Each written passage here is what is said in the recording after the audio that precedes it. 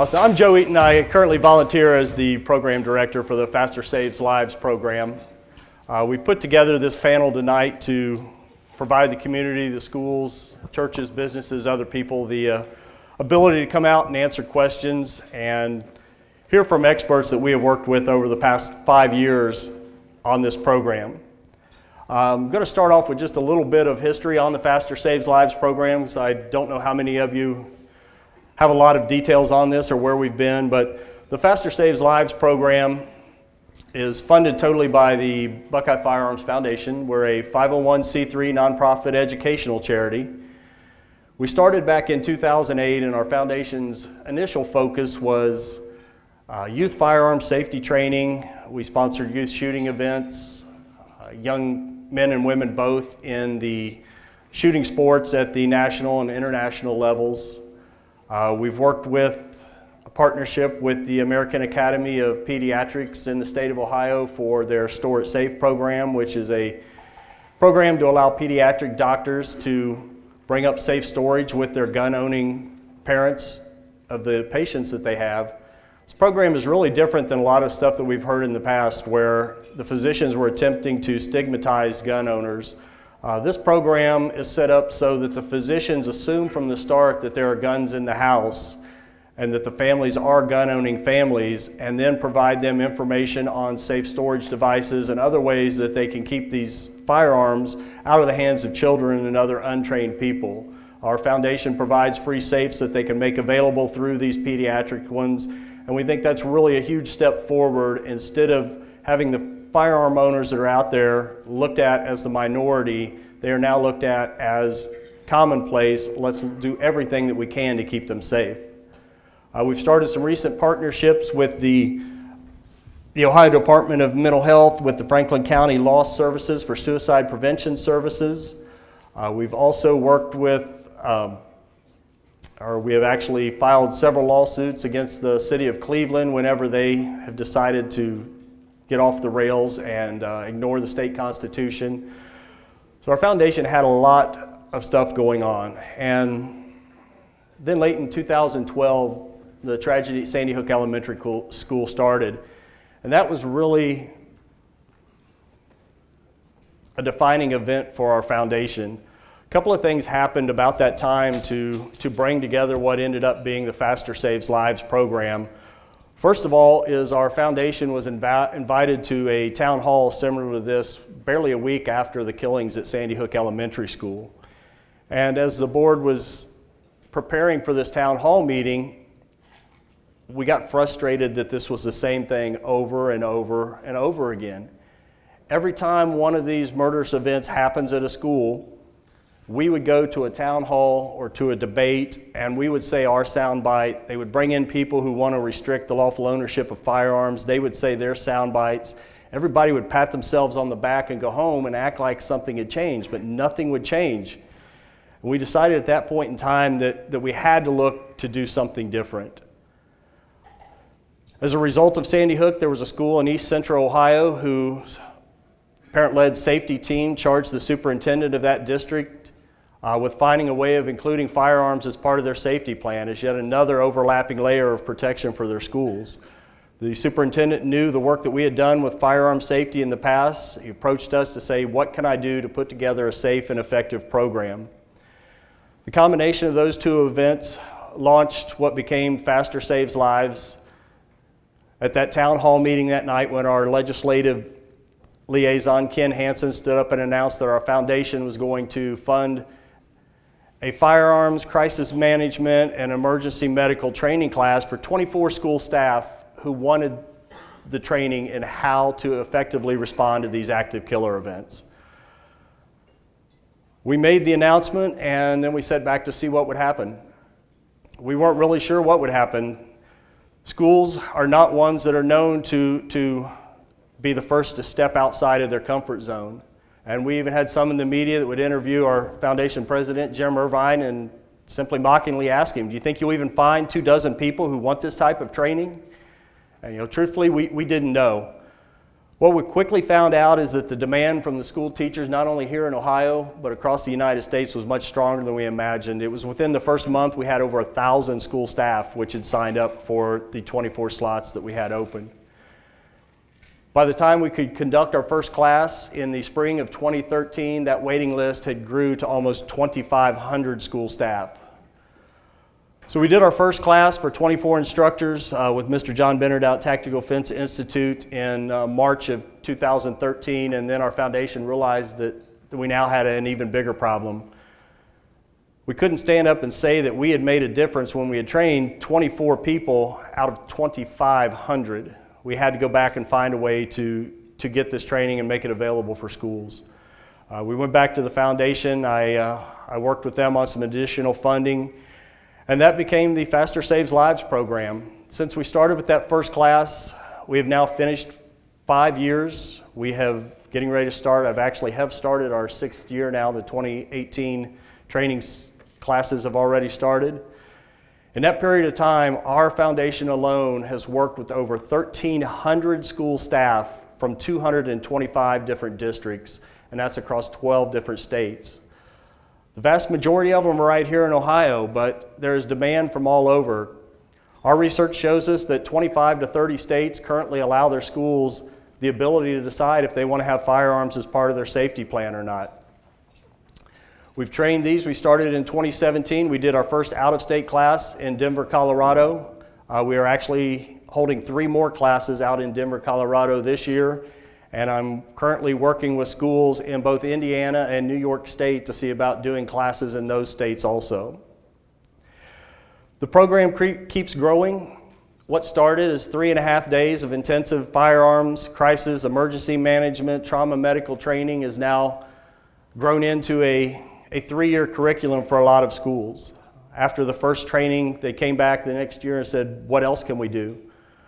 We came up with a level 2 program, which is 3 more days of intensive training, and that wasn't enough for a lot of schools. We then added in the 3rd level where we go into the actual school districts. We work with the staff that are part of their response team. We work with their unarmed staff to get them the trauma medical training, because the rest of the staff are going to be there on event day also. They want to save lives. They want to help. Let's get them training that they're comfortable with. We bring in their local law enforcement. We bring in the local EMTs. And it's really awesome when you see an entire community coming together and putting the safety of the kids first. And that's what we did. These faces that you've been seeing scroll by up here are what this is all about. There's lots of people out there that are talking about things that we can do or should do ahead of time, and as a nation, and especially as gun owners, there are a lot of things that we can do better. But the reality is that superintendents, school districts, they need solutions that they can enact Monday morning. So we're going to move on here tonight. We did, and Jim, I think this is, or Dean, this is where the video starts. For the media here earlier today, I've not seen this, and I don't know what we've got, but we did an active killer demonstration here to give an idea of what happens in these actual events. So we'll see how this works. Now, I think there's actually...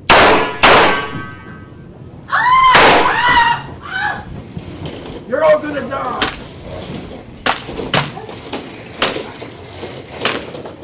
Come on. You're all dead. Back to him. Get the back. Walk over and get him. Yeah, tell me after. Whoa, guys. What part of no physical conference? And that's what we see at too many of these events.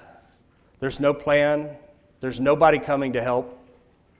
We saw it at Virginia Tech, our young men and women in the prime of their lives sitting in their desks waiting for somebody to come by and murder them. We've got to change something. I think we've got one more. Our foundation will invest over $1 million in our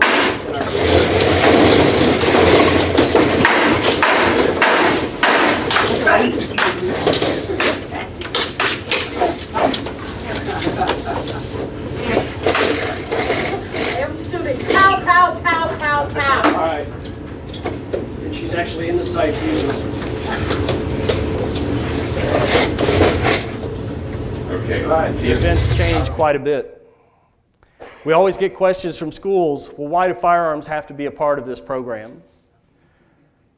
Well, number one, schools want something that's going to work. Stopping the killing is the first priority. A lot of times, that's simply somebody in authority standing up to these killers and saying, stop, what are you doing? We saw it here at Chardon High School with Coach Frank. I believe it was in Utah where the secretary said she simply stood up and said, get out of my school, and the kid turned around and left the school. But sometimes that's not enough. Sometimes simply being confronted by someone in authority results in more victims, such as we saw at Sandy Hook with the Don Hucksprongs and the Mary Sherlocks, or the Coach Fies, or the athletic director Hickson down at Parkland. In every school in these United States right now, there are certain staff who tomorrow will willingly go stand between a murderer with a rifle and these kids, and they will give their life willingly to buy these kids a few more seconds of life. Those are the ones that the schools are identifying, and they're simply asking them, what tool, what training, what are you comfortable with so you have some option besides dying, so you have a chance to go home to your family at the end of the night just like you do every other night. Because people are there already. If they love these kids that much, and they're willing to sacrifice that much, not for their own kids, this is for your kids, for our grandkids. As a school and a community and a nation, we owe it to them to give them a chance to make the decision on their own on what they're comfortable with. Then the schools implement a program, they do the ongoing oversight of the program, and we hope and pray that none of this has to come into use. And we can keep saying that even though it has already happened to schools that have been through this program. Enough of that. We're going to get on to our panel tonight. I'll do a quick introduction of everybody on the panel, and then we will go back and ask them to speak in particular about their involvement in this subject matter. First up, we have Dr. Richard Castor. Dr. Castor has 40 years of experience in public school administration. He's a former executive director of the National Association of School Resource Officers and a member of the Ohio Attorney General's Safety Task Force. He holds instructor credentials with the Ohio Police Officers Training Commission and the United States Department of Homeland Security. We also have, and it happens to be in order, Mr. John Benner. Mr. Benner is the president and owner of Tactical Defense Institute in Adams County. He's a 46-year veteran police lieutenant and Vietnam veteran who commanded the Hamilton County, which is Cincinnati Regional SWAT team for 20 years. John and his instructors from TDI, they contracted with the International Association of School Resource Officers throughout the early 2000s to provide active killer training to school resource officers across the United States. Mr. Benner is the author of the Faster Saves Lives Safety Training Curriculum, and that experience he had training school resource officers for almost a decade was the basis for the curriculum that we're currently using in this program. The next panelist we have is Mr. Ron Borsch. Mr. Borsch served as the City of Bedford as a police and SWAT officer for 30 years. He specializes in the research of police response to active killers committing rapid mass murder. His exclusive database, the Stopwatch of Death, details almost 240 rapid mass murder incidents since 1975, and which provided the foundation to the solo or single officers life-saving others response utilized by police officers in more than 10 states. Mr. Borsch has served on the active killer and deadly force expert panels for the International Law Enforcement Educators and Training Association. The next one on my list is Mr. Scott Davis. I think we're getting out of order just a little bit. Scott is down there. Mr. Davis currently serves as administrator at Hunters Lane High School and Metro Nashville Public Schools and oversees the implementation of all the school emergency protocols. Scott's currently completing his doctorate of education in administrative leadership from Carson Newman University, where his thesis is focusing on the effectiveness of highly specialized suppression techniques and tactics at the onset of active shooter events. Our next panelist is Dr. Brian Springer. Dr. Springer is an associate professor from the Wright State University Department of Emergency Medicine in Dayton, where he's served since 2002. He also serves as the director of the Wright State Division of Tactical Emergency Medicine and oversees the tactical medical training and operational medical support of multiple law enforcement agencies in Southwest Ohio. Dr. Springer is a noted subject matter expert and adjunct instructor for the Ohio Police Officers Training Academy and helped create the critical injury first aid curriculum, which is being taught to all of the Ohio police officer cadets. We next have Deputy Quinn Cunningham. Quinn's a decorated law enforcement officer with 22 years of experience, including 17 years as a SWAT team leader. He's a firearms subject matter expert for the Colorado Police Officer Standards and Training and serves as the Academy Director of a regional law enforcement training facility and is a contributing writer for PoliceOne.com. Responding to an active killer event in 2014 has greatly fueled his passion to protect our country's most precious resources, our children, and resulted in the formation of the Fortitude training concepts to train school staff along with his wife in the active killer preparedness and response. Our next panelist is Mr. Staggs, Jeff Staggs. He serves as the superintendent at Newcomerstown Exempted Village School District. During his tenure in Newcomerstown became one of the first districts in the state of Ohio to include firearms as part of their safety and security plan by training and arming schools teachers and other administrators. Jeff continues to work with school districts across the United States to help them implement safe and effective safety programs, including multiple layers of protection and effective response to violence. Mr. Staggs is a frequent presenter on the topic at the Ohio School Board Association's Capital Conference and the Buckeye Association of School Administrators Safety Conference. And last, we have Mr. Greg Henke. Mr. Henke has more than 25 years of experience in insurance risk management. Greg provides operational risk management support, advice, and counsel to public municipalities, schools, colleges, university. He assists his clients in the identification and correction of potential risks, hazards that may result in injury, loss of property. Greg's certified playground inspector, ALICE instructor, certified school risk manager, with his specialties including law enforcement, active killer, playground safety, school safety, and recreational liability. So our goal is to get you experts here from every area that may be involved in your school, your church, or your business making these decisions. So if you have a question, we have the person here to answer it. And with that, I'd like to we'll just start with Dr. Castor here on the end. Just have him speak for, guys, give me 2-3 minutes, something along those lines so they know what's going on. And get the questions ready because when they're done, we're moving straight into the question and answer session. So fill out your cards, get your hands up, and let's get the questions answered. Dr. Castor? Good evening, everybody. Excuse me. Thank you for being here. Controversial topic, but necessary. Part of my background, as Joe shared with you, was with being the executive director for a number of years with the National Association of School Resource Officers. Giving you a little bit of history, how we talked about FASTER ending year 5, starting year 6, there's always a chronology of events. And it goes back to the officers that I worked with in a casual conversation probably around 2003, 2004, saying, I don't care what anybody says. In my school, I'm not waiting for anybody if there were, in fact, an active killer present. At that time, that was contrary, obviously, to a lot of police department policy. But they don't care. They were going to take care of business, and I highly respected them for that. We began to think, if we're going to send someone into harm's way, don't you think it might be a good idea to have them trained? I don't know of any training that went on back then that approached to what we, and I say we, mostly through the efforts of John Benner, put together. You have to successfully get to the problem, and you have to successfully take care of the problem. Running helter-skelter is not going to get it done. So we began as an association to talk about, okay, how do we put something together? In a very short version, ladies and gentlemen, we ended up originally coming up with a 5-day program, strictly for law enforcement now. This had nothing to do with school staff.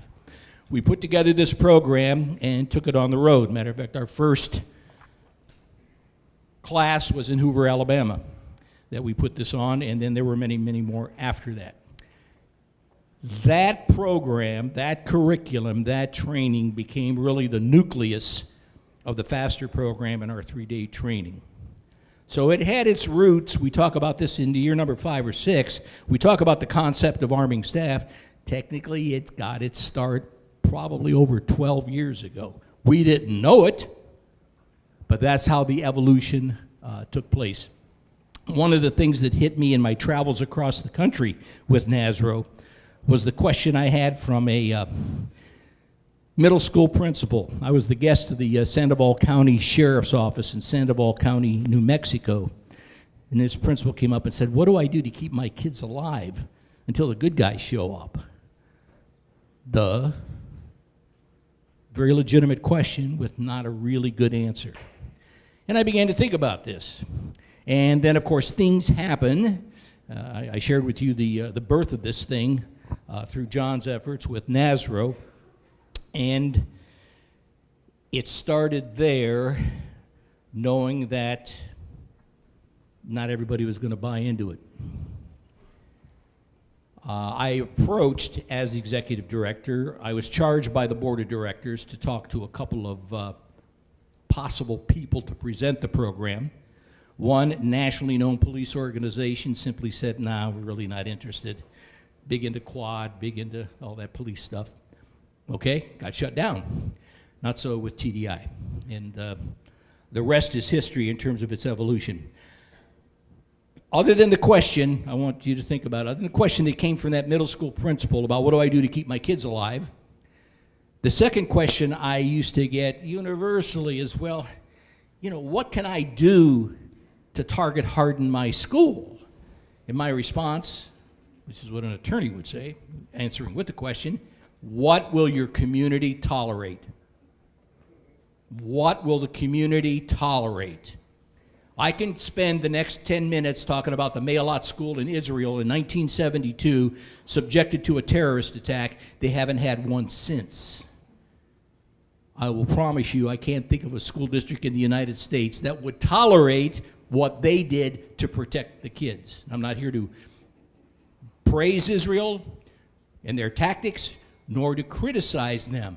What are you willing to do locally? Your Board of Education is responsible for the education and the health and safety of the kids. So that's a community answer, and it has to be dealt with. So that gives you a little bit of background about where we are today with FASTER, how it got started, and some of the experiences I had that people across the country are facing this issue, and we just hope it gets better and better. Thank you. John.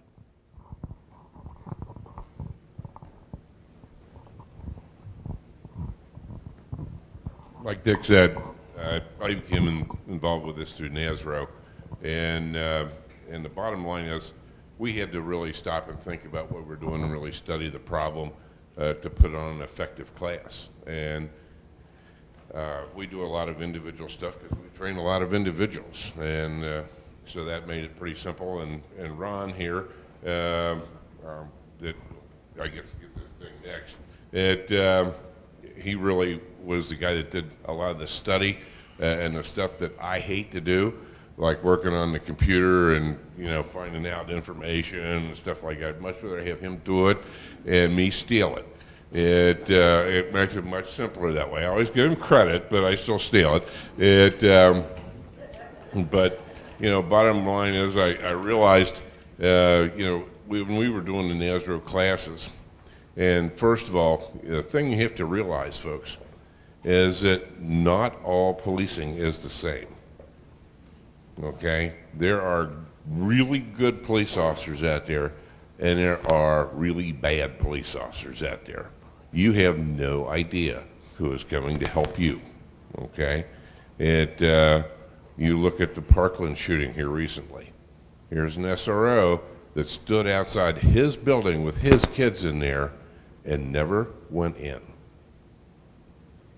You look at another good example was Colorado. What was the school? Columbine. SRO took some shots from outside the school, okay, but he never went in. He never followed it up. Most people were teaching, and I'm not taking anything away from anybody else.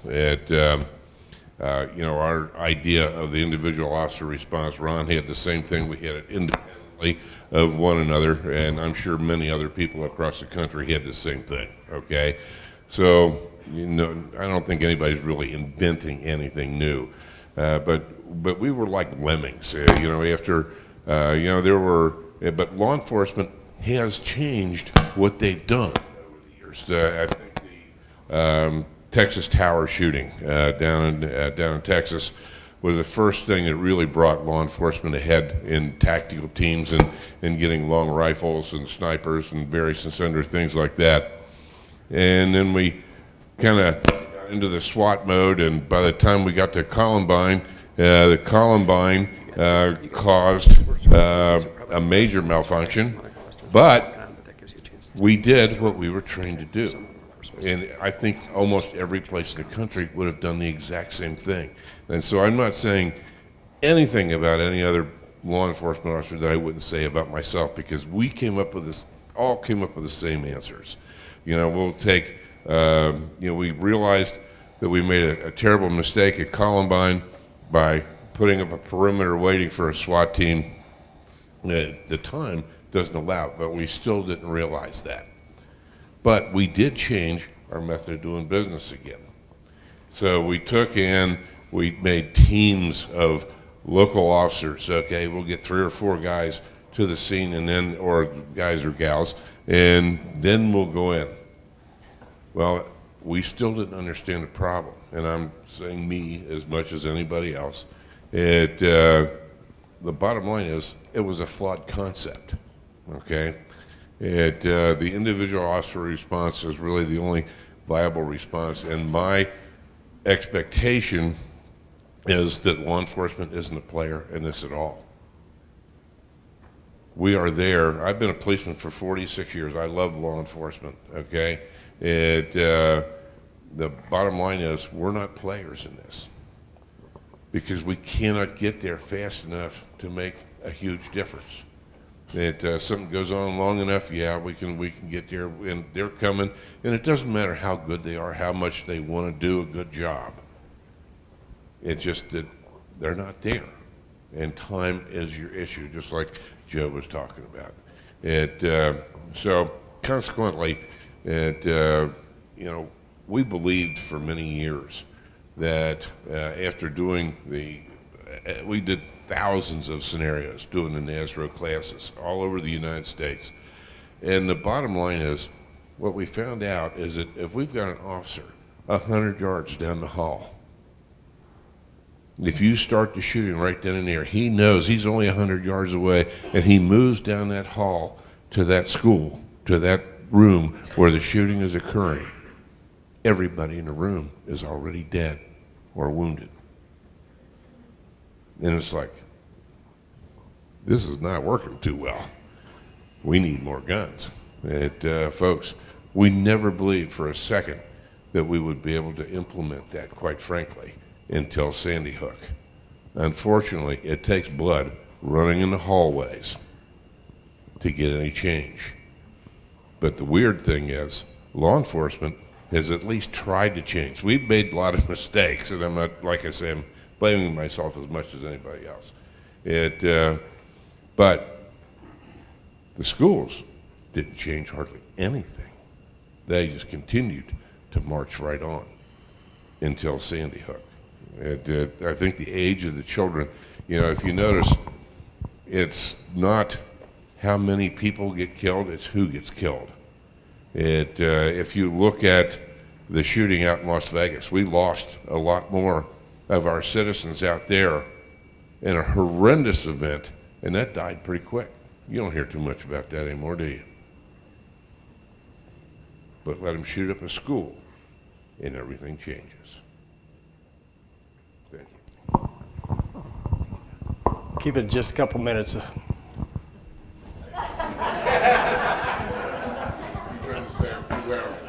I didn't say that. I just said let's keep it to a couple minutes. I'll try to keep in that time. My name is Ron Borsch. In 1964, I'm very proud to have beaten the draft by enlisting for 3 years instead of the drafted 2 years. I served as 101st Airborne Paratrooper in Vietnam 65 and 66. After serving my country, I came home and served my community by 30 years with the Bedford Police Department. After 30 years, because I had so many instructor credentials, my chief and the other 6 chiefs of police decided that maybe Ron should found, manage, and train a regional police training academy. So that was a second career, part-time, to give me a break of 17 years. Today, I consider myself just a retired cop with a calculator that has come up with some pretty interesting things.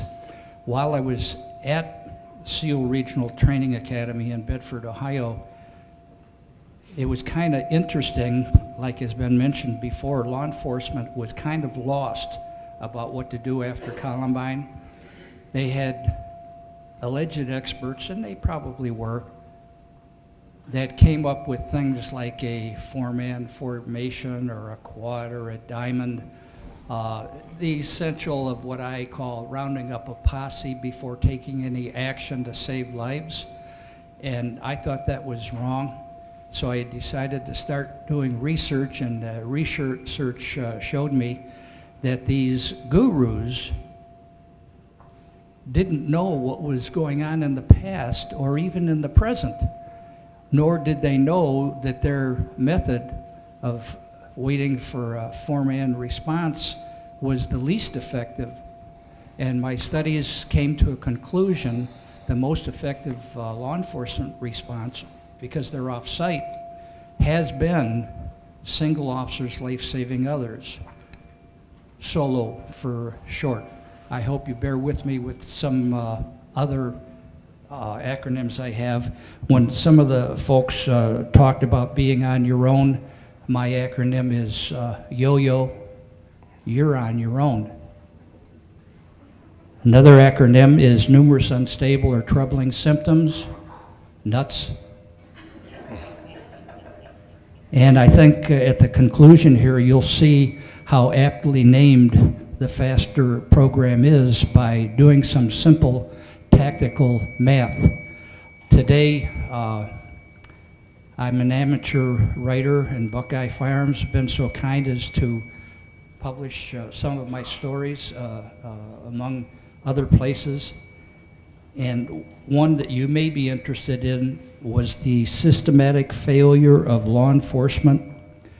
The systematic failure of law enforcement. I authored the article, and I'm not sure what the title is, so you might have to switch that around. But that is about the Parkland thing. And so through the years, it was quite an effort with arrows in the back from my own officers, my SWAT team commander, and experts that I would meet with at the International Law Enforcement and Educators Training Conferences. What they were doing was criticizing the single officers, life-saving others, and now today they have changed by quite a bit, and quite a bit changes, and we have all seen it on TV and the movies now that they're talking about more about the single officers life-saving others. So that certainly is a credit to John Benner, and I document that stuff.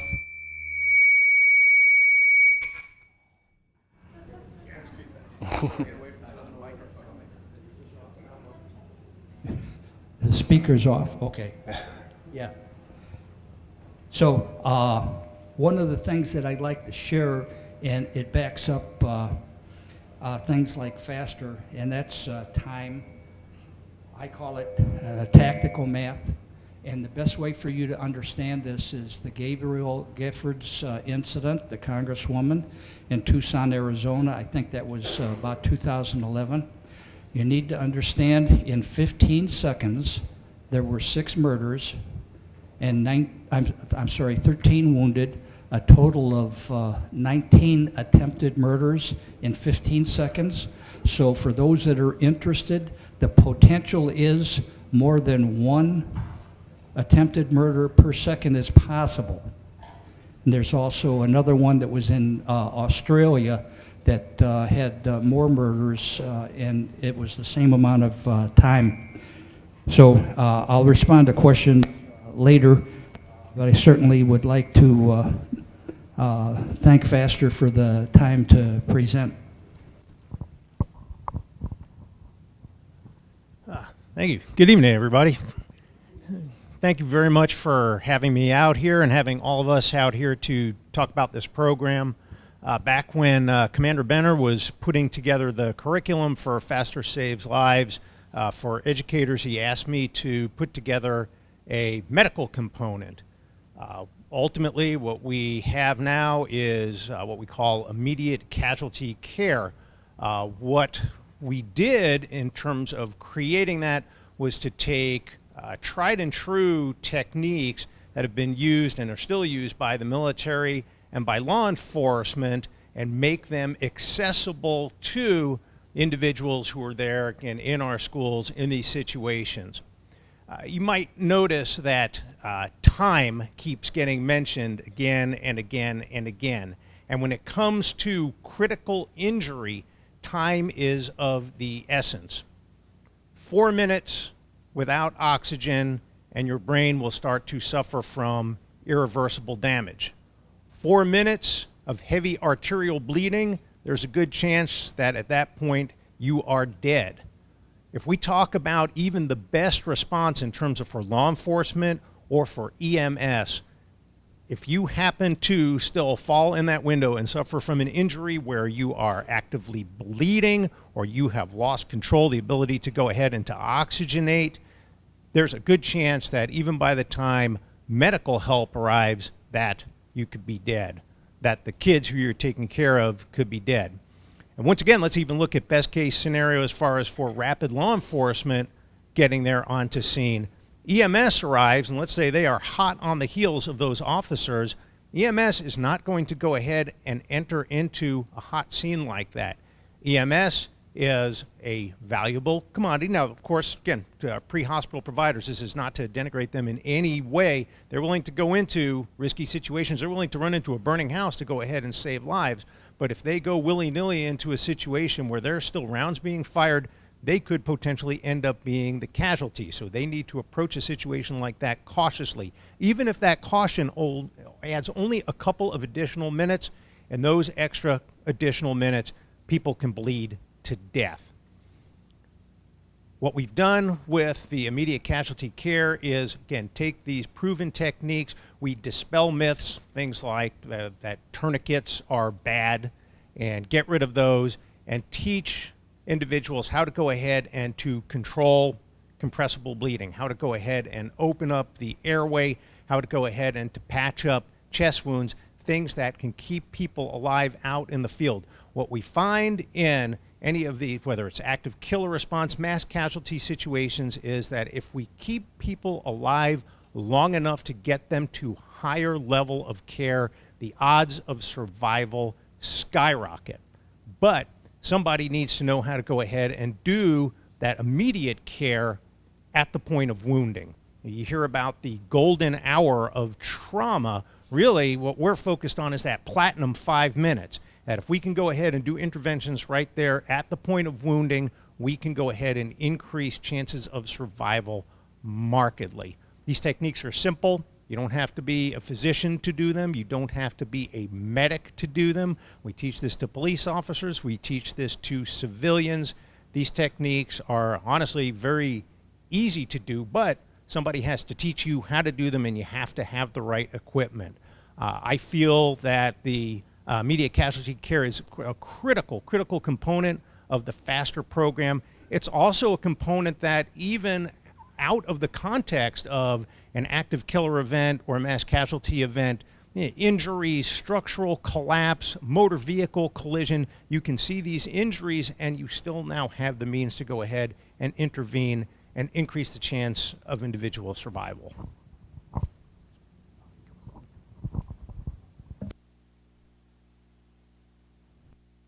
Good evening. I'm Jeff Stagg, Superintendent in Cumberstown Exempted Village School District in the eastern part of the state in Tuscarawas County. I just got questions more than statements to you.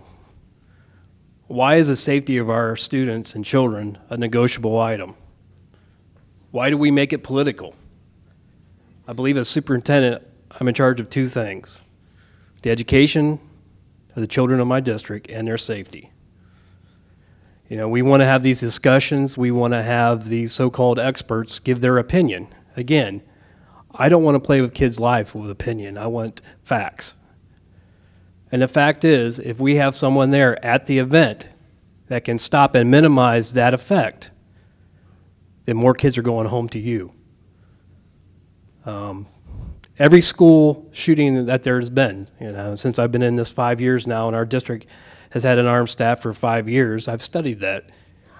In every situation, there's been a staff member who tries to stop that event. Why is that? They're our children. We're with them every single day. We feed them, we clothe them, we spend our money. No different than if someone tried to break into your house tonight, what would you do? Would you do everything within your power to save your children? And I know that answer is yes. It's no different in a school. Why don't we give our people a chance, a fighting chance? But no, we want to make this into a gun issue. We want to make this into a Republican, a Democrat issue. We want to make it to a political. Our children's lives of going to school and their childhood of going to a safe environment to learn should not be a negotiable item. If we have a program and we have facts that state this is the way we should protect our children, that's what we should be doing. And sometimes I'm embarrassed as an educator because we pride ourselves in, you know, we look at things. Do we teach the same way we did 10 years ago? And that answer is no. But yet we want to revert back because we don't want to face facts. We want to face opinion of why this can't work. Well, teachers can't do this. That's insulting, for one. You know, I wasn't an educator before I got trained. And again, we have people willing and wanting to do this. They do it every day with your children. They keep them safe. But in the event of evil coming to their place, we have to give them a fighting chance. And, you know, and one more thing, and I'll pass this on. Think about this, because I really didn't think about it till this happened 2 years ago. We brought level 3 training into our school building on a Saturday with our local police department, TDI, and our sheriff department. We did a force-on-force training. It was a 3-story building, our middle school is. It's empty. I did not know this. I didn't know that they had an AR and they were shooting blanks on my 3rd floor. We were down in the cafeteria, which was on the 1st floor. Empty building. About every 15 seconds, they were firing off a round. We did not hear gunfire till about 20 feet before the cafeteria in an empty building. If you think about it, our buildings, our school buildings are built to keep sound in. If not, it'd be pretty impossible to teach. So, but that was one of the scariest moments, and that's after a couple of years of already being armed, going, when would we have locked down? You have to know an event's going on before you enter your safety plan. By the time we would have heard, well, we did hear that gunfire, it's too late. Again, thank you. Before I start, let me give a hearty amen to my fellow brother in education here, because as he can attest, you can't go into any group planning meeting or any teacher's meeting and you can't hear the words, what does the formative data say and what does the summative data say, and if the data speaks to it, why aren't we doing it? Amen? Amen. That being said, my name is Scott Davis. I am one of 6 principals at Hunters Lane High School and Metro Nashville Public Schools. We have 1,700 students, and I got into studying this process because in 2012, through a series of ordained events, I was a 2nd grade teacher, which was quite a stretch for me at the time. I'd always been in high school or middle school, but I was a 2nd grade teacher in an urban school. And that year we had 3 times that we crossed police tape to get into the building. And one was a drive-by shooting on the street outside the school. One was one of our second graders witnessed a murder across the street in a complex there, and we were on lockdown while the helicopter flew and they looked for the perpetrator. And another was a cab driver was shot at 3 in the morning on the back of the playground. And so we went through those lockdown experiences for an entire day trying to find who the murderer was and so forth. And right on the heels of that, Sandy Hook happened. And so I went home that evening and everybody was talking about Sandy Hook, and I had no idea what they were talking about. I turned the news on and found out, listened to the radio on the way home, and it prompted me to think through that series of events that I experienced over the last 6 or 7 weeks that something had to be done. So the next morning I got up, went to work, went straight to the administrator's office, saw the lady principal there, and just said, you know, look, I don't know what our district is going to do, but if they move to arm teachers, or I volunteer today. I'm letting you know. I spent time in the Army. I'm familiar with weapons, and I believe I could pass any background check because as educators, and here's another one really interesting thing, there's no educator in America today that hadn't been fingerprinted, background checked, seen if they're on a sexual register, if there's anything in their history. If there is, they're not being an educator. So you got some of the most vetted people in the entire world that are working in that system.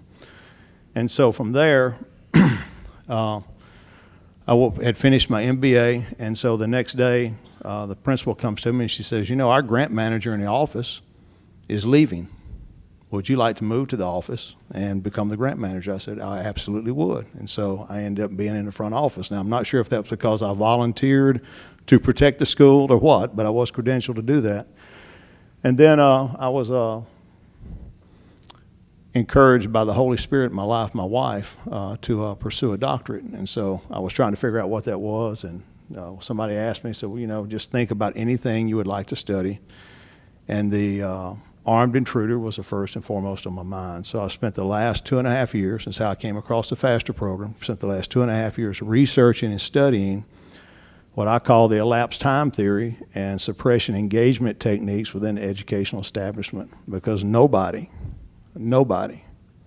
knows the battlefield like I know the battlefield.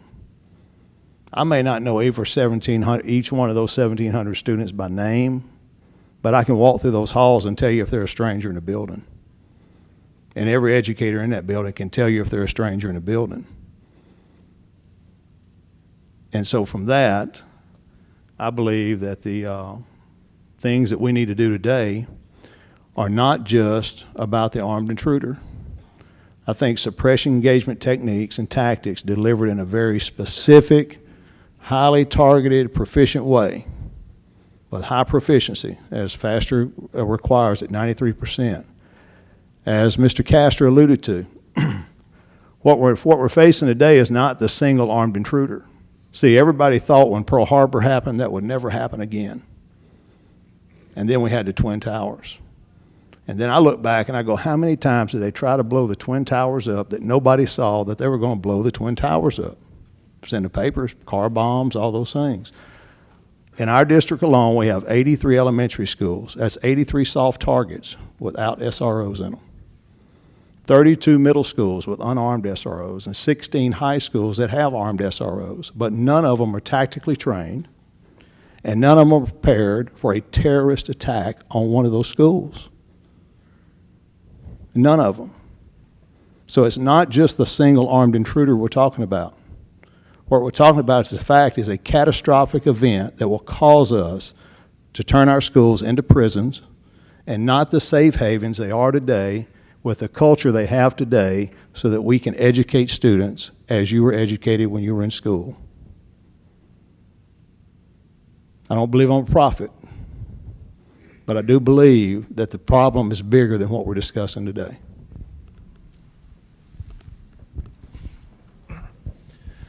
Good evening. My name is Greg Henke. I'm a risk manager for the Ohio School Plan. We are a property casualty insurance program for public schools and community colleges here in the state of Ohio. My job in risk management is, as Joe has read, is to review operations. And how we first got involved in this whole idea of armed staff was after the event in Sandy Hook. We heard the announcement, read the announcement about the FASTER program, and leveraged my experience in relationship with John Benner to let Jim Irvine let me into the program so we could monitor, evaluate, shadow the program. So we had an understanding of what was going to be taught, what was going to be trained. So as a school insurance program, we have to be able to underwrite that, understand everything, and determine if that was a risk that we wanted to take on. And fortunately, it was. We were able to, completed that course, went through, brought back feedback to our underwriting department, made that decision, helped to make that decision to decide whether or not we were going to insure schools that wanted to arm staff. And from there, we've moved forward to allow schools to do that. It's not our decision from the Ohio School Plan to decide whether or not we will allow a school to carry or not. That's not our decision. As you know, schools are required by state law to have a safety plan. And part of that safety plan, they make up that decision what they're going to do and how they're going to do it. Our job is to support them and guide them and help them manage that risk, that exposure. And so if they choose to arm their staff, we can help them through that whole process from the day they make a decision to arm all the way through implementation. And that's really our role and how we're involved from that standpoint. Thank you. Good evening. My name is Quinn Cunningham, and I flew in from Colorado for this town hall, and this is a really great event. My story is only going to take about 45 minutes. Is that good? Okay. Normally the story does take 45 minutes-ish, but I'm gonna break it down, and I'm gonna tell you why I do what I do. In 2013, I responded to an active killer in one of our schools. In that situation, we had an SRO in the school. Over his radio for the school, they said, "We're on lockdown," and he did not know why. He got on our Channel 1 and said, "The school's on lockdown, I don't know why." And in 46 seconds, he made it from one end of the school to the other end of the school and pressed on that subject until that subject killed himself. We lost one student, which is way too many. The reason I am here, the reason I do what I do, is when I entered that school, I got there pretty quick, but not quick enough. And when I went to the scene, I looked down. This individual had went through one of the doors with a shotgun and shot a girl in the face. On the brick behind where she was sitting, you could tell where he missed and you could tell where he hit. When I looked down, and I'll give you some extra content since I flew all the way out here, something that I've only told one person in my life. When I looked down at that scene, time ceased to exist. It slowed down. It wasn't a factor anymore. I looked down at this girl's blood, the footprints in the blood, the debris from the brick on the ground, the shell casings from the shotgun. And in the middle of this, evil, in this chaos, was a lock of her hair. And she had very long, beautiful, straight hair. And in the middle of all this was her beautiful hair, transcending that evil. And I made a promise to her that day, if I could not give my life for you, I will give every day of my life for you from now on. So that is why this is so important. That is why I am here. Law enforcement, like we've said up and down this panel, is not the first responder. Our teachers are the first responders. Our law enforcement is second. Our fire guys, our EMS, third. When I roll in with my SWAT guys, we're fourth. And seeing what I saw that day, that death of innocence, the most egregious and horrible death that you could see. I saw it on the faces of the children as we got them out. I saw it on the scene. And I never want to see that ever again. And that's why I've dedicated my life to this program, because this is a good program. Our teachers will put themselves in front of our children to save them. And I'm going to do everything I can to help them out. Thank you.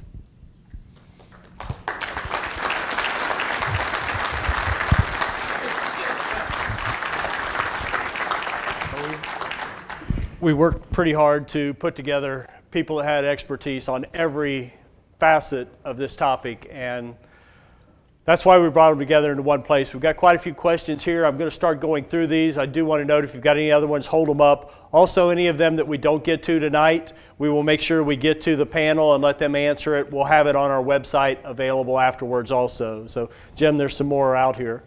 Again, if we can, keep the answers as brief as possible, but hit on the details. And we'll just start off with, we've heard some of this over and over again, but one thing, and some of the questions I came up with, I'm going to read also in addition to this. My questions came from looking at the op-eds over the past few weeks and finding questions that were not answered in there. But one asked, doesn't the fact that there was an armed guard at Columbine prove this doesn't work? I mean, even at Parkland, the trained SRO didn't go to help. We've kind of talked about that already, but one of the panelists have more information on that. Quinn?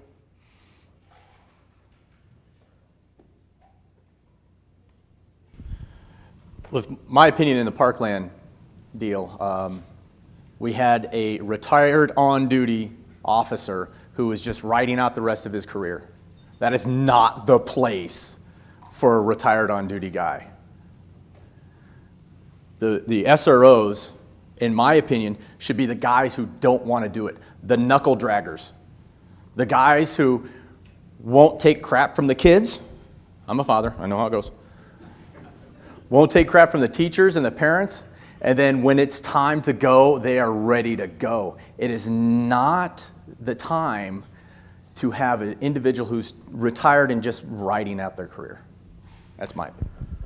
That is something I heard quite a bit in talking to schools also. It's another reason that they're looking of including their staff in here because, as Mr. Benner said, you don't get to decide who's coming and helping you. And while no program can be perfect, if a school is deciding who the staff is that is involved, what training they've had, what qualification level they're at least takes that one more variable out of the equation. The school knows what they're starting with should an event start.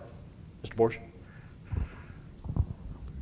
If I could add to that, the Parkland shooting, one of the things that probably went through this officer's mind, and we really don't know, there's another shoe or two to be dropped there, we really don't know what the circumstances were, but one of the circumstances were if you were at the tail end of your 30-year career, you had a wife and kids, and then you get one of the calls that it's kind of like, oh boy. To tell you the truth, these active killers are cowards, and when somebody confronts them, even unarmed people, many of whom have died, you think in terms of, oh geez, I could die on this. But just to find out what kind of a problem it was, I wanted to eliminate the training issue because that's what I've done for many years. And the training issue, I contacted a major, a retired major of the police department out there, and I says, Rick, what can you tell me about their training issue there? And he said, Broward County, I believe that was the right county, says they have an excellent training program. They have people that come around and attend their training, and it's pretty much like yours. It is pretty much emphasized on single officers, life-saving others. And he says, I really don't know what happened, but it's not the program. I attended the program, and it's excellent training, so it's not a training issue. Excellent. We've got a couple that are very similar here. One of them is a common argument. There's no way a teacher can be trained as well as an officer. And then they followed up specifically for you, Mr. Benner, and another question. After completing the 3-day training, have you ever failed a student and not given them a certificate to carry in the schools? We have always given them certificates, but that doesn't mean they're authorized to carry. They haven't qualified. And we do take that very seriously. We've had people leave and can you train somebody in that length of time? Well, you got to realize that to go too faster in the first place, they have to have their CCW, so that's a whoopee 8 hours. Then they have to go to now they have to go to a primer class, which is another 8-hour class of fundamentals of shooting, okay, just shooting all day. And then they come to faster. You know, it's, you know, what people don't understand is that most law enforcement have trouble qualifying, period. I won't say most, but a lot of them have trouble qualifying.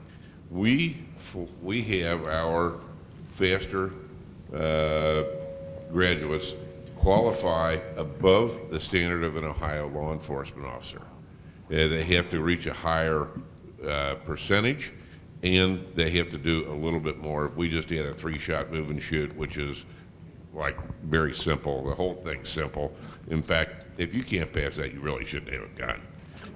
To be perfectly honest, because that it's pitiful. And I don't think most places in the country are much different. So I understand Colorado was fairly easy as well. Is that correct? Yeah, that was one of the first pushbacks that we heard about the program, is that only law enforcement are qualified enough to have firearms in the building. So even our first level 1 program, we hold the qualification level, as Mr. Benner said, to a level which exceeds what we hold police officers in the state of Ohio. So every one of our level 1 graduates has already demonstrated proficiency to a level which exceeds what we hold our police officers to here in Ohio. We did the same thing in Colorado. It gives a nice standard. We use the Colorado police officer standards out there. Just takes that argument out. If training is the problem, we will get them more training. And that's not good enough for a lot of districts. Local control is very important. We know of several districts where even that higher level of competence is not enough. They set their individual school standards even higher. I'll try and summarize this one. We've talked a little bit. Trained police officers freeze during life or death situations, and on occasions, and they have more training and experience than teachers will. Will teachers really be able to pull their gun and shoot the gunman, especially if it's a current student? And does the program really make us safer or just give us a false sense of security? I'll attempt to answer that one. What I would think is from an administrative point of view, I'm hiring people all the time. So when I'm hiring a high-level math teacher, I'm looking for someone that's intrinsically motivated, that chose to go to college and learn math. Then they decided they were going to educate, so they learned how to teach math. And then they're good enough that I trust them to come into my building and teach the students that I have guaranteed that they're going to have a safe, a safe environment to learn in, with good building culture. And that teacher is going to be able to teach to a level that those students can pursue math at the next level and go on and pursue their dreams. I put that into every hiring decision. So when I look for someone that would fulfill that role that you're talking about, they're going to be a volunteer. They're going to be well trained. They're going to have the intrinsic motivation to take that role on so that they protect those students in the building. There's not an educator that I believe in the business today that is not there for the best interest of their students. With that being said, every SWAT team has a sniper. So there is a certain level or certain aspects that you're looking for someone to be able to do that role in the building. And they're not police officers. They are not police officers. They are simply there to suppress the evil actor with suppression engagement techniques and tactics. That is their only role. That is their only thing that they do. And they have to be well trained in those tactics so it becomes muscle memory. So at the sound or recognition, then that is what they're doing, and that's all they're doing. So that your daughter and your son and your wife and your grandfather or your grandmother or your husband comes home to eat supper with you tonight at the table. That's what it's about. So that they can go on with their life and live. That's who I'm hiring. Oh, just one comment. Anybody out there that's carrying a gun right now, I hope you've asked yourself this question: can I take a human life?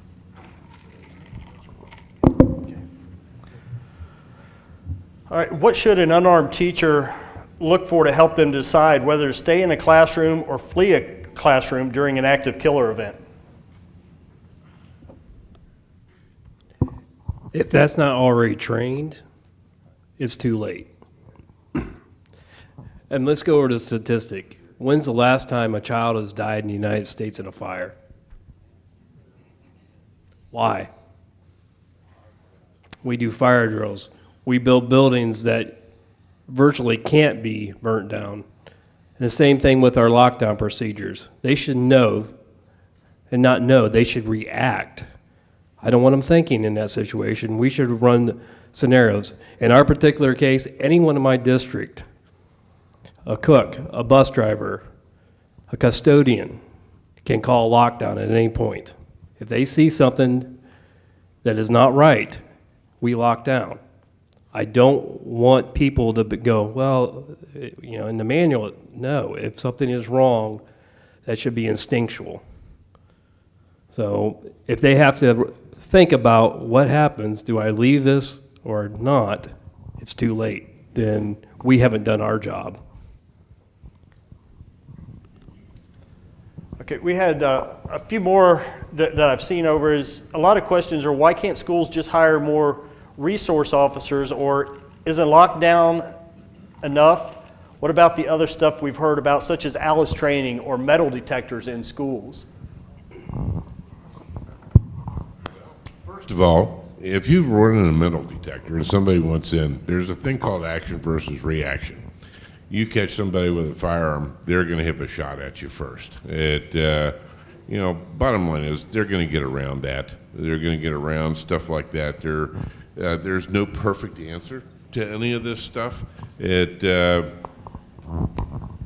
it's, what was the other part of that question? The ALICE training programs and hiring more school resource officers. All that would be wonderful. Can your district afford the SROs? That's the problem. You're talking about, in most places, probably $100,000 a year per person. If they're making anything at all, including your, you know, insurance and all the other stuff that comes into play with that. You know, if you can afford it, I think more is better. That's fine. It's still not enough. The more people that you have armed in your building, the better off you are. It's just that simple. I'm going to steal this because this came from John regarding the part of the question dealing with the staff and how to react and whether I stay in the room, do I get out? You have to empower your staff to think on their own, folks. There's an old saying that says the best plan never survives first contact. Plan all you want, and I will guarantee you, you're not going to pull it off the way it should be. So you've got to give your people the ability to do what they believe is best under a crisis situation. With permission, the people are using some of my research, and that's good training. But I'm firmly convinced that the very best protection for your students, your parishioners, your customers, your patrons, your employees is an on-site good guy with a gun.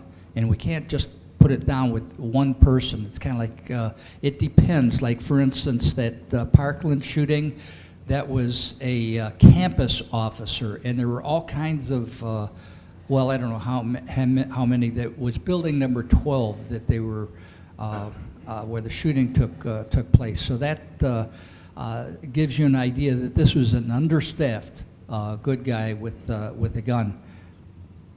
And on the subject, those of you that might be interested in the effectiveness of unarmed people at the scene, and I don't suggest that. In the book, Masad Ayub asked me to write a chapter in his book called Straight Talk on Armed Defense, and I the chapter he asked me to write would be the successes of unarmed citizens, because a lot of them die, you don't know anything about it, there's no witnesses, but in that case there's several dozen examples of how they're doing it, and I say probably the most common is body block, tackle, and you just have to remember that people die trying. There's many sad stories, trying.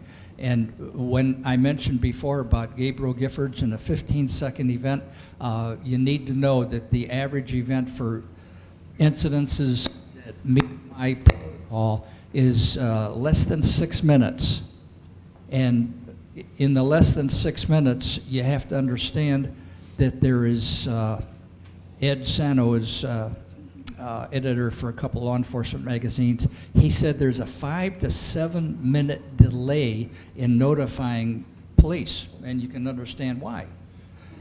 In this case, I thought, where did Ed get this? I've met him, I know the guy. Where did he get that? I looked for these things and I couldn't find anything. It's okay, he says 5 to 7 seconds, I'll mention that to somebody. The very next incident that I looked at was in Finland, and it was a 10-minute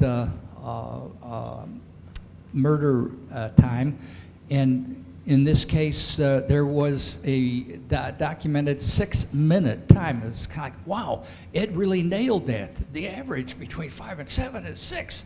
I'm a simple guy. The cop with the calculator. So when we look at the time for a delay in notifying law enforcement, then we look at the average time of 6 minutes, and to that must be added the variable time, very variable, is the police response time. Gabriel Giffords in the 15-second event there, over 1 attempted murder per second, the police arrived probably very good time, Tucson, Arizona, 4 minutes. I've been seeing a lot of 4 minutes time. So when I introduced the acronym YO-YO, you're on your own, it's kind of like, geez, if you were to know that the popular places for active killers by far throughout back to my 260 incidents to 1975, we're talking about it's been educational facilities. And so if you already know you have educational facilities that are targeted by these people, unfortunately we have some scholars who haven't yet graduated from the School of Common Sense. Just for an example, we'll give you that one administrator has furnished a bucket of rocks for every classroom in his school district. And then we have another administrator in a different district that bought 600 16-inch bats. So in essence, this administrator, these two administrators have delegated protection for their students to their students while they're on their own, yo-yo. Now, I did hear a new one, and the new one was one school district is using pepper ball, which is in essence a paintball gun filled with pepper, OC pepper, and that's still a less lethal thing, so you need to understand if families are sending or participating together in a paintball game, and they're taking these hits and it didn't stop them except for a referee that says you're out, the impact by itself is not going to work. Now, the OC pepper cloud of dust is an experience that you have to have for yourself. Inhaling OC pepper works the very best. Getting it in your eyes is the second best, and then the rest of it is just a burning sensation. So I think we're not thinking, those scholars are not thinking through on many of these things by delegating the children to protect themselves as their primary plan. Yeah, I think Okay, how many of you have been maced? Let's see a show of hands. That's the key thing, is schools shouldn't be taking anything off the table. If they want to train in lockdown or in ALICE, metal detectors, there can be some other problems with that, because now you're just creating a nice queue of people waiting to get in and out of that area in the morning. So there could be some downsides to that also. But also they have to look at not taking it off the table of giving their staff the ability to choose firearms as part of it. If the staff members want to choose rocks and baseball bats, that's up to them. But at least give them the choice of having something effective. I can pretty much speak for the law enforcement. We would never ask any of our law enforcement officers out there, require them to use a less than lethal means in a lethal force situation, and I don't think that we should ask our schools to do the same thing also. Kind of along those lines, what are the concerns about the armed offenders just mean more casualties from stray shots and innocents caught in the crossfire? I heard one school ask me, said, I don't want my kids in the middle of a gunfight. If we're bringing more guns in, won't that just make the schools more dangerous? You want to take that? Sure. It all comes down to training, and beyond the firearms training, it comes to the reality-based training, utilizing airsoft and things like that.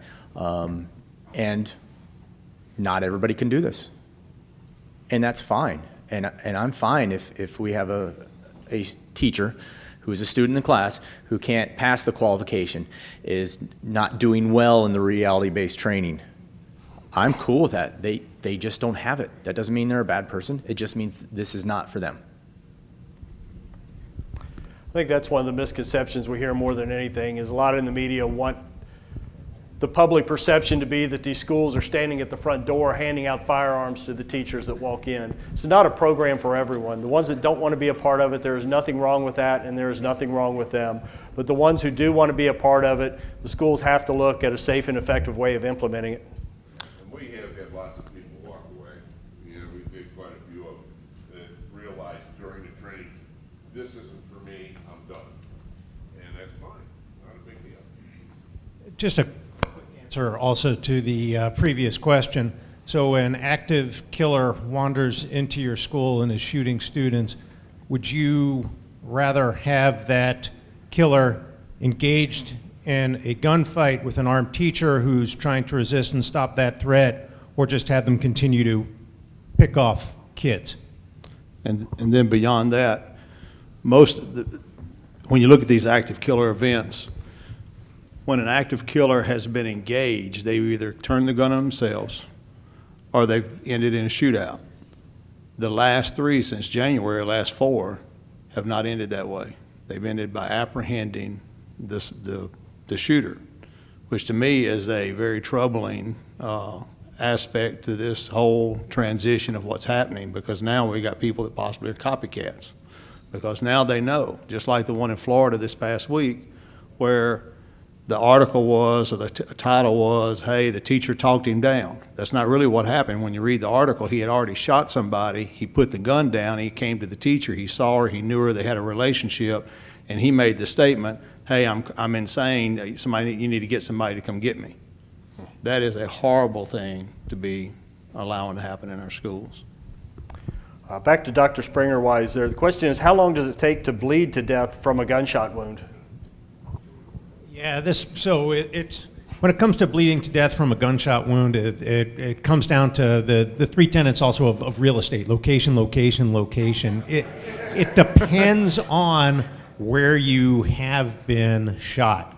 Again, an active arterial bleed from, let's say, the femoral artery in the thigh, somebody can bleed to death in as little as, again, 3-4 minutes.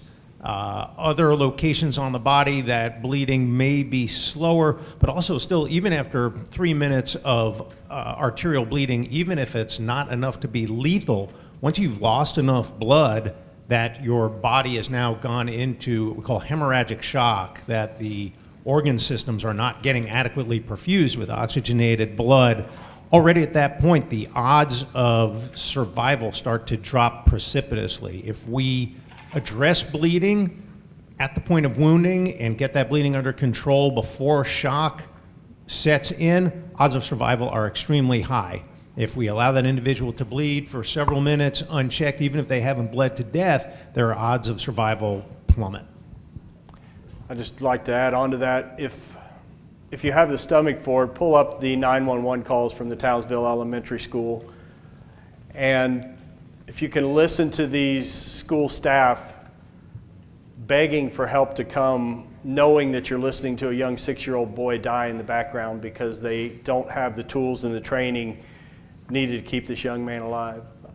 He was shot in the leg with extremity wounds with a firearm, even in a small kid with a high-powered rifle. Properly treated are some of the most survivable type of wounds out there. It gets to the point where you hear the teachers saying he's turning blue, we're putting an AED on him.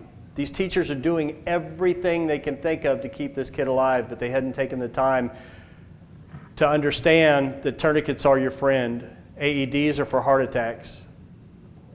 The most horrific part is you listen to them begging and pleading for help, and all the dispatcher can say over and over and over is they're coming as fast as they can. They're coming as fast as they can, over and over. With a little training and a little tools, instead of this young boy losing his life, he should have grown up with a gnarly scar on his leg, and what hell of a story to tell as he grew up. But it didn't. His life ended that day because of simple tools and training that the schools didn't take the time to get in and give to their staff. Quinn, they ask, how many armed people does it take to protect a building? All of them.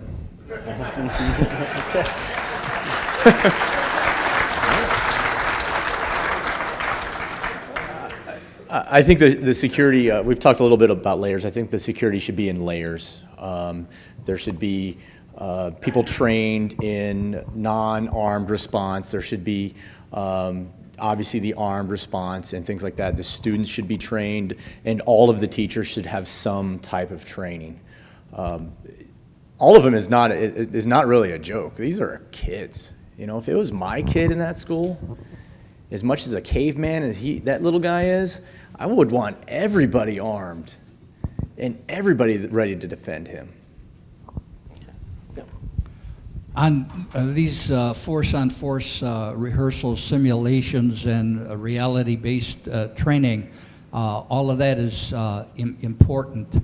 But when you start talking about staffing, I just can share with you what I advise churches.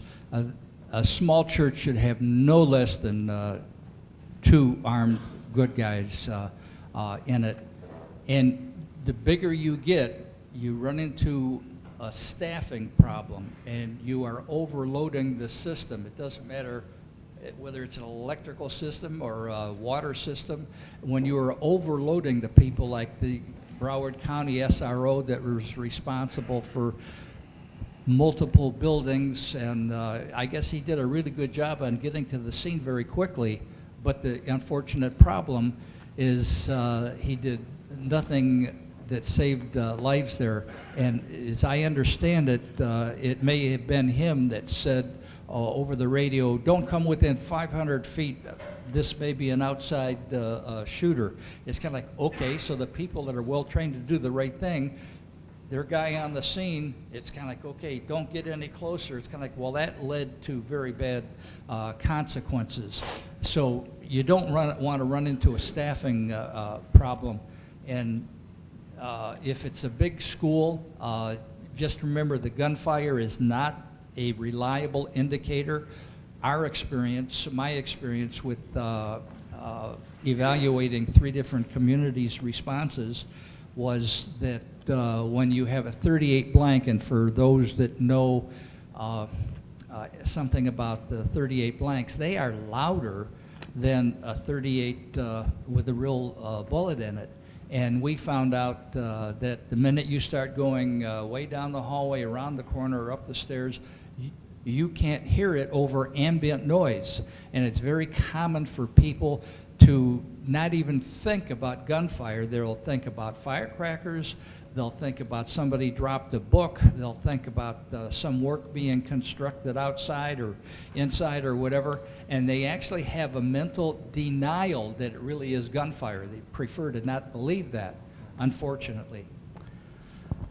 Yeah, that is one thing which is a common misconception, is that you'll know that this is going on. I took a call last week from one of the schools here in Ohio who had an active killer event at their school. The young man snuck a rifle in down the leg of his pants, was in the restroom putting it together when another kid ran in and confronted him about it. At that point in time, the killer turned the gun and shot himself in the head, and this was inside a restroom right outside the main offices. The principal told me that the restroom opened up into like a foyer and then right out into the hallway with the administrative offices, and it took the other kid running into the office to tell anybody that anything was going on. The first staff member in there thought it was a medical emergency because the killer fell on top of the gun and all they saw was blood running from his nose. Thought it was a nosebleed or some type of medical event until they went into the restroom and saw what had actually happened in there. And this is right outside of their administrative offices. I knew we'd have to get around to this soon, Greg. That's why we had you up here. What is the employee's liability for the actions of an armed employee, and how much additional insurance costs are associated with armed staff? Is there the same risk of civil liability for teachers as for officers in the line of duty? And does the school provide liability protection for the staff if they have to use their firearm? How many questions were there? Just tell us everything that everybody always wants to know. All right. Okay, so from the additional liability, obviously you bring a firearm into the equation, yes, that's additional liability. I think everybody can understand that. So typically we've seen since this all started in 2013, one of our competitors started charging a premium surcharge of about $2,500 per person. So 4 people, $10,000. At that particular time, the Ohio school plan wasn't charging anything. Some of the information on those competitors, those numbers have dropped down to around the 700, 750 range if they haven't gone through and actually threatened non-renewal for having armed staff. In turn, the Ohio school plan does now charge a very minimal charge. We go through an application process to understand what the school is going to do, how they're going to implement it, and we have some very specific questions that they have to ask or have to answer. Part of that process is along with myself and my supervisor, where we will also contact and review verbally over the phone with typically the superintendent who's in charge of implementing this program to make sure that they have a good grasp on it, or find out what part of the process they're in. Are they thinking about this? Have they already authorized? Are they already into implementation? We have some guidelines to help them and assist them through that process. What was some of the other parts of that question? Are they going to sue me? Pardon me? Are they going to sue me? Oh yeah, you can guarantee there'll be a lawsuit. Yeah, and a good plaintiff's attorney will use the shotgun effect. They will apply the lawsuit to everybody. One of the things that we utilize would be the Ohio Revised Code 2744, which provides a political subdivision civil liability immunity protections. Most of my experience has been in the Ohio plan, where we insure local forms of government, and we utilize that same defense because public schools are political subdivisions. I'm not giving legal advice, by the way. Just basic explanation here. So we're going to utilize the statutes that give us immunity protections from civil liability. That's completely different from a criminal element or a criminal charge. But we're going to use those defenses to the best of our ability to defend that district should something ever happen or should a cause of action lawsuit take place. Part of the process that we go through our risk management process is to make sure that, pardon the pun here, but the schools are crossing their T's and dotting their I's as well as they can. Our ultimate job is to defend that school district in court. However, we can only do the best job that we can do is what work did they give us, what material did they give us to work with? Great. Were they sloppy? Or were they very accurate and very detailed? Were they very thorough? So we have some criteria that we go through and help them manage that process to make sure that they're in the best position possible should we have to defend them. Awesome. We got just about 5 minutes left. I want to hit a couple questions here. I think this may be combination question for Mr. Staggs and maybe Mr. Benner. Two of them together say, do you train staff members to leave the classroom and to engage the gunman? And of the teachers who are armed, how do they carry and secure the weapons? First of all, let's talk about the staff and what they're going to do if something happens. It's my understanding that from most districts, and I can't speak for all districts, but if a school staff member or a teacher is responsible for their kids, they can't leave them unless they get them in some other responsible adult's hands. So we teach them to be two different things. One is to be a hunter. The other is to be an ambusher. In other words, if you're stuck with your kids, you've got to get them put it in a safe area, and you will now become an ambusher. That person comes in your room, you're going to ambush them and do what you need to do to stop them. If you are free when something happens, you're not responsible for children at the time, or you're a principal, or some other type of administrative job, then you're a hunter. In other words, something happens, you're going to hunt them down and do what you need to do. And so consequently, those are the two different roles that they can play. And all the staff members that go through our training understand that, or they certainly should, because they get taught that. And the second half. How do they generally carry or secure the firearms? We have districts that put them in lock boxes. Okay, I disagree with that. We did a level 3. I think it was last year at one of the schools, and they had lock boxes, and we proved to them. The only problem was the people that really made the difference in the decisions weren't there to see it. And so we proved to the staff that already had the problem that they were in trouble if something happened, because now you got to go run back and get it. You're eliminating a lot of the time. You're causing the same problem. We recommend different types of holsters for the staff. We'd like them to carry them on them. No purse carry or anything for the females or the males. I'm trying to be sensitive here, okay?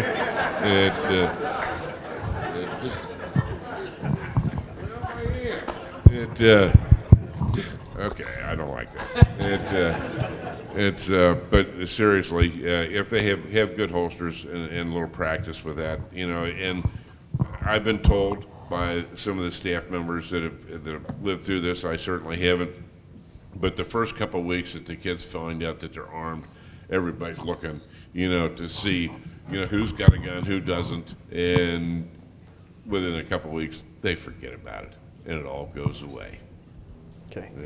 This one is specific for Jeff Staggs again, or for the whole panel, because we had several questions very similar to this.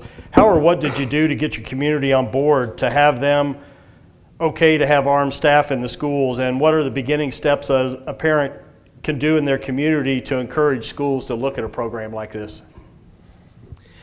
Actually, in our particular case, I had parents come to me after Sandy Hook and say, Mr. Staggs, can we do a safety committee? I said, by all means, yes. We met several times. In fact, I think we met like 9 or 10 times. We looked at safety plans. We looked how to harden our buildings. We did all that. And the parents said, well, we know there's more we can do. We know that the Ohio Revised Code allows the Board of Education to authorize certain staff members who have concealed carry to do that in the school. And I said, well, and remind you, that was 5 years ago, right after Sandy Hook, and I said, I'm going to put you in front of the board. And they did. And they made a presentation to our school board in open session. Our local newspaper was there. It was front page the next day. So I looked at the board president, I said, the next board meeting, we're going to have it in the gymnasium, because that's how many people are going to come. Next month came, no one came. So we thought, okay, we're going to have an open session, work session. We're going to invite Buckeye Firearms, or we're going to invite The different FASTER was just starting at that time. The first class was developing. We brought our sheriff, we brought the police department, and we talked about the negatives, the positives. Any parent could talk. No one came and complained. So we then sent an employee to the first FASTER class. He came back and presented in open session. Again, we were just trying to get the feedback. What does our community want? I'm not going to go through the whole scenario. 5 years later, I've not had one parent come to a board meeting to express anything but positives for this program. So I think it just needs to be, you need to present the facts, get those facts in front of your school district. Ask the questions. Okay, I'm presenting you with facts. I'm not presenting you with opinion. This is a fact, and I can back that up. What is your reasoning for not? In our situation, the question was a while back. We are an Appalachia school district in the eastern part of Ohio, home of Woody Hayes, Cooperstown. We couldn't afford a school resource officer. I would love to have a school resource officer. I would still have both. I think that's the perfect world. I didn't want to come to a situation where the next year we had budget cuts. Do I eliminate an English teacher? Do I eliminate a school resource officer? So if I eliminate a school resource officer this year, what am I saying about the safety of the children? I don't care about it anymore. I didn't want to have to face that situation. We are presenting answers to those questions. And I would just ask, give me your facts on why you don't think what is a better solution to this problem. And that's something we're more than happy to help you with. We work with hundreds of school districts across the nation on this topic. If we don't mind meeting with anybody, because as I say, when we've got good factual information and we're right, if they will open their minds and listen, let them make informed decisions. If they need to hear from us about the program, if they want to talk to school administrators, we can get them in contact because they speak school language. If the school SROs want to talk to the law enforcement or any of the trainers, we can bring them all together. We want to have the questions, we want to have these hard conversations, and we want to make this program better. So we'll wrap up here because we're just about out of time. There was one question I'll run through real quick here. Basically, the question is there any national movement that anybody is aware of for unifying standards or training to respond to active killers like this? I know some states have different things out there, Texas and Oklahoma. I would say not really. It's I think we're as close as anybody. Especially Colorado's picking it up. Maybe we're going to Indiana. And we'll get maybe a few others. Georgia, I know, is interested at this point in time. We're kind of setting the standard for that, and I say we, all of us up here. The bottom line is there's going to be some political fallout in different places that'll probably never go. I mean, your chances of getting Massachusetts or New Jersey or, last time I went to New Jersey, I committed like 38 felonies. Just going into the place. I won't go up there anymore. Every place in the country is different. In all sincerity, and there's a lot of ego involved in a lot of this stuff as well. So that's especially in the law enforcement communities. Quinn tell you the same thing I will. The egos are just monstrous, like in so many other things, okay? Not just our little world. And that's one thing we work very hard with, is to keep the local control, and that's why we have safe and effective programs here in Ohio and many other states, is because the individual schools get to make the decisions. They get to decide on the people. They get to decide on the training levels that they're going to have. They get to decide on the qualification levels. They get to decide on the oversight. And an individual school is going to know its students, its staff, and its community better than anybody else is. And more importantly, they'll be able to react and make changes quicker than anyone would ever be able to do at a state level or a national level. In fact, it's frustrating every time an event happens. We have politicians across the United States, help me write a bill to fix our law here in X state. And you look it up and their law mirrors Ohio. And I have to tell them, sit down, shut up, and find funding for your schools to make this happen. The law works. The schools have total control over it. That means you have total control over what happens in your districts. The last question I'll touch on is, have there been shootings in which armed staff have stopped the shooter? Yes, we have had lives saved with staff members that have been through the Faster Saves Lives program. The one situation that we had was the best outcome that we could ever hope for. There were no lives lost. The violence kept escalating and escalating to the point where the young man was reaching into his, I believe it was a van, to pull out a rifle. When he turned around and saw it was a principal at his school standing there with a firearm of his own pointing at it. The principal says the boy realized he had made the worst mistake he had ever made in his life and immediately dropped the firearm. That's the best outcome we ever hope for, and we hope we get nothing else for that. The staff and the teacher, the principal gets to go home, the young man gets to get the help that he obviously needs, and lives were not ruined that day. There's been other ones from the medical side. We've had reports of lives saved with the medical training, not in active killer events. It was construction accidents at the school. And that's why it's so important to put every layer that you can in place inside your schools. How do you get into your schools? We had the town hall tonight. We would like to think that you were managed to get some of your people out here. If you've got school board members that will listen to you, Jim Irvine jokes when he talks to people, if you go to your school board and you're the one person talking about arming staff, you're the crazy gun nut. It really takes three of you, because if you get a second person, they look at you and say, isn't that cute? The crazy gun nut's found a buddy. By the time you get three of you going in, saying the same thing, demanding the same answers, three people are a committee. They can't look beyond that. They have to start providing you answers at that point. So look within your peer groups, look within your other teachers. A great example, we had CBS National News come in. Simply go to your school board and say, hey, I was watching CBS National News and saw about this nonprofit charity in Ohio that is doing this right here in our state. Have you looked at this? Have you done something? What are you doing? And get them to answer your questions. Get them to call us up and let us educate them. That's what we're all about. I'd like to thank all the, yes. Remember, they're elected officials.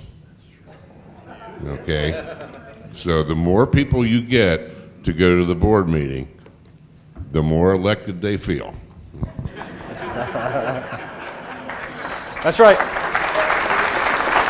Again, I'd like to thank the panel. We'll probably have just a couple minutes. We've got to vacate out of here pretty quickly, but again, I'd like to thank all of them. They traveled from across the country to come in here and to provide this information for you tonight, and I don't think you will ever find a more knowledgeable panel of experts on all facets of this topic than what we were able to put together tonight.